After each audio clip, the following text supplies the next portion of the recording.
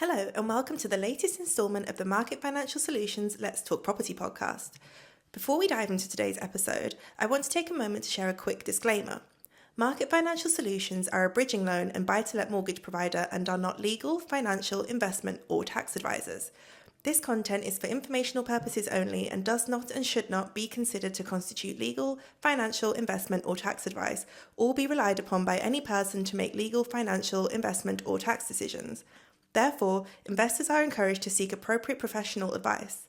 The opinions and views expressed in this episode are personal to the host and guests and may not reflect the views of Market Financial Solutions. Now, let's get started. Good afternoon. Welcome to episode 6 of Let's Talk Property with Market Financial Solutions. Today, I'm very pleased to be joined by Sam Kirtikar, CEO of The Mortgage Broker. A chap I've known for a very long time, and I've known the business for a good many years as well. So it's a pleasure to have you on board. Welcome, Sam. Thank you very much for having me. So we've got some questions for you. We're going to start off with talking about the journey and rebuilding a brokerage because, we'll talk about the mortgage broker in a minute. Got a few questions relating to that. So You did buy the mortgage broker a couple of years ago. So what made you want to take on an existing business instead of starting from scratch? And what's the biggest shift that you've made or seen since then? Seen in the business? Blimey. Well, first of all, I kind of fell into buying it accidentally to begin with. Okay. To talk about how I got into the mortgage broker, I need to go back a step, and that is I've been in financial services since 2014-ish, whereby I actually ended up launching and setting up a company called Clever Mortgages and Clever Lending, which you know. I do. And had some really good successes there, but to be very honest, I was a bit wet behind the ears. I was CEO there at the age of 28. And you were young, I remember. Yeah. Lots going on. Really successful a few years there, but stepped away and decided I need to go and learn more about the market. So I actually went self-employed, took a plunge, came back to London, where I'm from, and did a few consultancy gigs. At that time, I got a phone call regarding the mortgage broker. And that's when I went in, met the previous owner, and I went in as a consultant and discovered what is now TMB. A really good business, really good brand, nice credible background, but to be honest, just a bit commercially defunct. And so I was actually consulting for a while, for 18 months or so, navigated through the pandemic, and furloughed the old CEO actually, and so we could actually just navigate and survive the pandemic. And that's when I kind of fell in love with the business. So I didn't set out to buy it. I fell in love with it when I was there. And I just want to pick up on something you said in regards to the first business that you set up, Clever Lending. You're quite open about the mistakes that you've made in that particular business or the wider industry. What did you learn in that period, and how's that shaped your leadership style now, would you say? Absolutely. Look, I've been on a massive personal journey, as well as a really good educational journey for myself again around how to run a business in this industry, around the industry itself. Look, personally, I found myself in a situation where I was running two businesses, with a large amount of staff and a large amount of responsibility. And with that comes its challenges, of course. But also I just found that I was going down the road that I didn't want to go down. And just really wasn't becoming the person that I wanted to be and that I know that I am. And so for me personally, I actually stepped away from that role just so I can go and find myself a little bit. I probably gave the wrong impression about myself to certain people at events and things, misbehaving maybe. And in terms of kind of, when I say misbehaving, I just mean, having a few drinks, kind of thinking that I am really kind of the one leading this business, to be honest with you. And actually, it was just a learning curve for me. I get it. In the business, though, we were every day building a really good team there, and a really good ethos, because it was part of a larger group, which was debt management company, pay plan, and everything was about affordable and suitable outcomes for the customer. And with that, kind of applying some really good, going through a commercial education as well. We ended up with a good business, but I needed to step away and learn more. And that's when I went away and kind of went on my own journey. Took some time out of the industry, and did some consultancy work, did bits and pieces in the industry and in and around. But ultimately, to be honest with you, I went and had some counselling sessions myself and kind of found myself a little bit. Because I was really passionate about approaching this industry in the right way.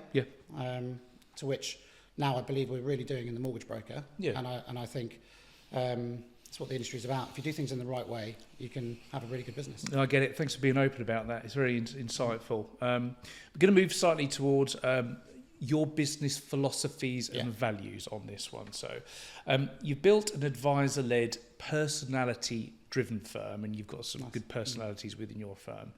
It's not just about targets.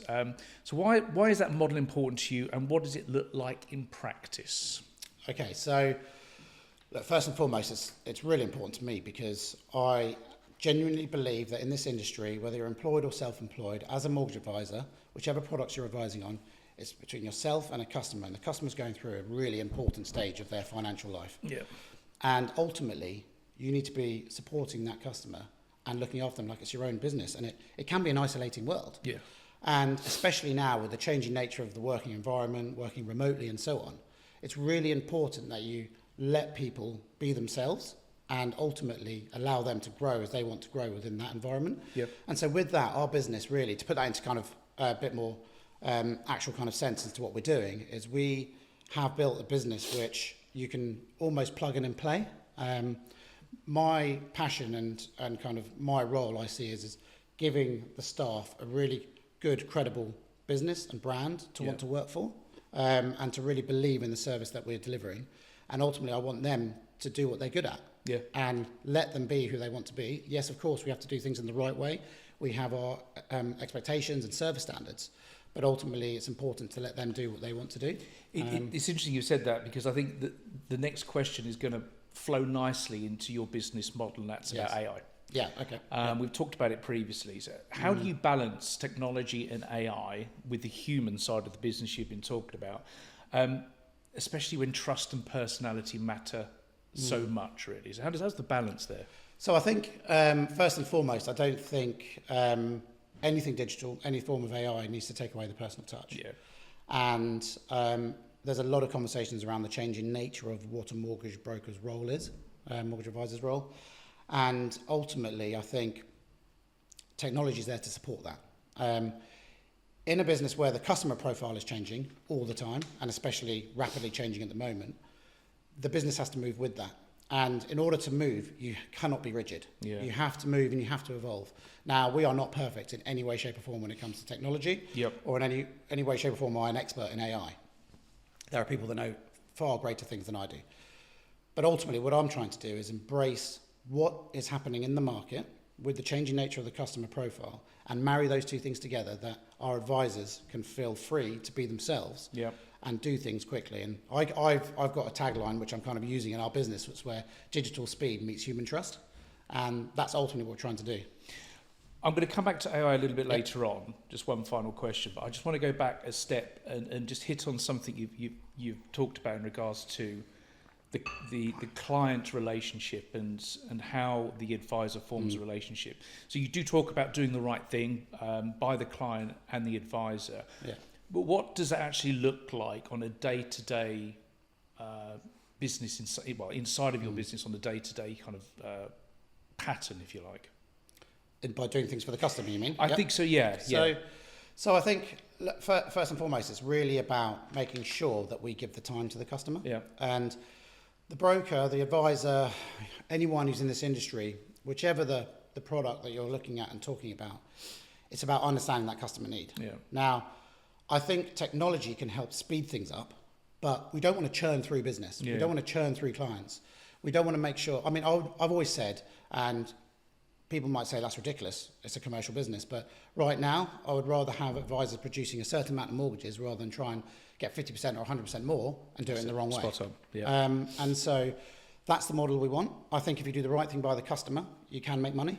But I think technology has to be used now to change the way that you're approaching those things, and that is speeding up certain areas. If there's laborious processes, if there's manual bits happening where there could be errors and things, you can use technology to help with that. Let's stick with the role of the broker. Yeah, please. Okay, we're going to go on to a different section now, the changing role of the broker, if you like. We've talked about previously that lenders are trying to go more direct to consumer. What do you think this means to brokers over the next few years and potentially your business as well? I don't think it's anything new as such. I think it's always been there, but I think where there's change, there's opportunity. Of course. I think there's been certain things happening. The FCA's stance on what constitutes advice, I think that's going to streamline. Again, we're not talking about technology, but I think in response to technology, I think they need to do that. But I think between the lenders and the FCA, Amy said it as well in response, where they think they're underestimating the role and the value of the broker. Over 90% of products go through a broker, and the value is really important.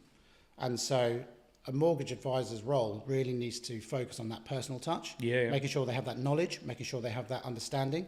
I went to an event, and ultimately there was a talk there which I really took something away from, which is there's a changing nature of the customer, there's the changing nature of the market, there's rapidly evolving products and criterias and all sorts of things.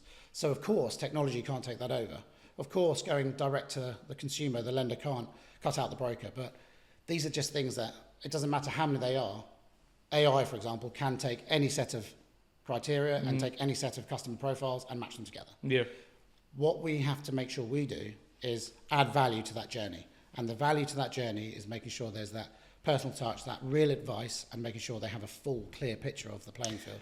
I think you've kind of hit on it, but I do still want to ask this question. Yeah, so how would your brokers still be relevant, and how a broker can still be relevant in the marketplace when that speed and automation are really being pushed, but clients still want the trust and the human guidance? How can that be balanced, would you say? I think first and foremost, you've got to earn their trust by showing that you know what you're talking about. Yeah. And look, I'm sitting here talking to you today, so your product range, for example. How many standard everyday brokers know the in-depths of this side of the market? That's a very good point. It's really complicated. And I think there's the buy-to-let market in itself is extremely complicated. Yep. But brokers have to add strings to their bow. They have to, because if they are focusing just on the straight vanilla mortgages, then they are going to be under threat.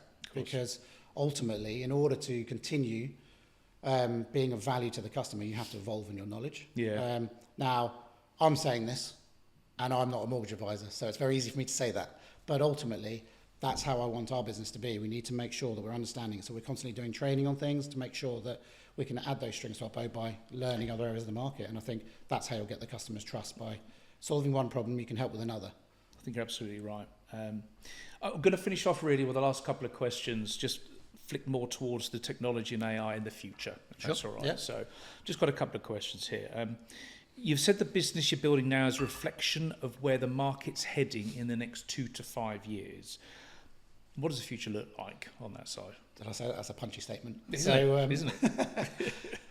I am really passionate about this, and I think my actions speak louder than my words. I brought in someone to run my business so I can focus just on this. Yep. Because I think it's critical. I really believe that there's going to be many businesses in our industry which fall by the wayside in the next few years because they're just not focusing on what's coming or what's happening. And we're not talking about in 2 to 5 years' time, we're talking about now. Yeah. And so I'm not suggesting that everything's suddenly going to change, but what I am suggesting is that for me, I want to build a business that is focusing on where I want the business to be in 2 to 5 years' time. Yeah. And so right now, all I care about is our customers getting looked after and being done in the right way, and making sure that we have a team environment where the team can be happy. If that's happening, it allows us the room and the focus to build a platform and a business and a journey that's supported by kind of digital advancements that will be ready to tackle the market in 2 to 5 years, because things are changing. On the AI piece, Yeah. we did touch on it a little bit earlier on. You mentioned earlier on that the industry shouldn't fear artificial intelligence and should embrace it to some capacity. We're very early on the journey of AI in this industry and the society as a whole.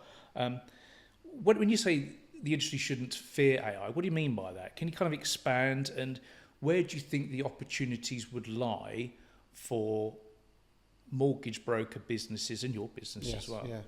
Yeah. So it's just another development that's happening, but it is happening. And so when I say don't fear it, I mean embrace it. Yeah. And I think there's many different areas along the mortgage journey where it can support what you're doing, all the way from prospecting a client. Customers now are the younger generation getting more and more intelligent in terms of what is out there. Customers aren't walking into an estate agency not knowing what they can afford. They've had a number of touch points along the way. Yeah. They know what they can afford, or they've been approached by many brokers, or they've seen many different advertisements, whatever that may be. And by the way, loads of those will be AI. But a lot of those, so AI will help you get in front of the customer much earlier. But then also, it's not just AI, it's just technology, really. Embracing it all the way through to help understand and focus on your target audience and what kind of business that you're looking to get, and then help focus bringing that into your front, through your front door. But as I say, look, I'm not an AI expert, but I think that I'm slowly going through it one by one and working out, right, where can this develop our service? How can it speed things up for the customer, but not affect the personal service? You're absolutely right. It sounds like through what you've been talking about, you're going to embrace it, and firms should embrace artificial intelligence and technology to support the business, but bring the business in. Yes. Yeah. Then let the brokers take over, have that human touch, build that trust, because you mentioned trust a bit earlier on. So I think they're wise words for an awful lot of firms on there. Just to add on that, please. So sorry to interrupt. No, please. But I think, I don't want to mention certain lenders or certain other brokerages, but as I say, it's not fair of me to mention them because I don't want to put words in their mouths, but there are actions being taken by significant lenders where underwriters and things are being replaced by AI. Yes. Because we all know that kind of humans have 5%, they're error prone, they can be. Now, ultimately, that doesn't mean that the integral personalities and the people on the way are redundant. It just means the roles are changing. Yeah. So when I say don't fear it, I just think that, actually I'm smiling because I spoke to a developer the other day and he said, it's not about firing, it just means you don't have to do so much hiring. Yes, good point. And that's what he said, and I thought, do you know what, that's actually quite true. Yeah, absolutely right. So it's only firing if you're trying to stay where you are, because it's replacing your jobs. But if you think about where you are and where you want to be, the technology can help you get there. Doesn't mean you're losing anyone that's doing what you're doing now. It just helps you get to the next level. You're spot on. Absolutely spot on. So I thought that was quite funny. That's good. We're going to do a wrap-up question now because we're pretty much done, Sam.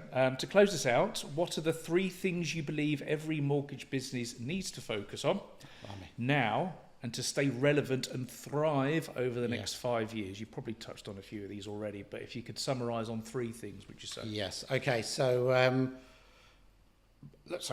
in my opinion, I guess there's a lot of successful businesses out there, but for me, the 3 things would be to make sure you're adding strings to your bow around product knowledge, and making sure that you're looking at what the customer needs and focusing on that ecosystem to make sure that if you're just doing certain types of mortgages, they might come to you for that, but then they might go somewhere else for something else.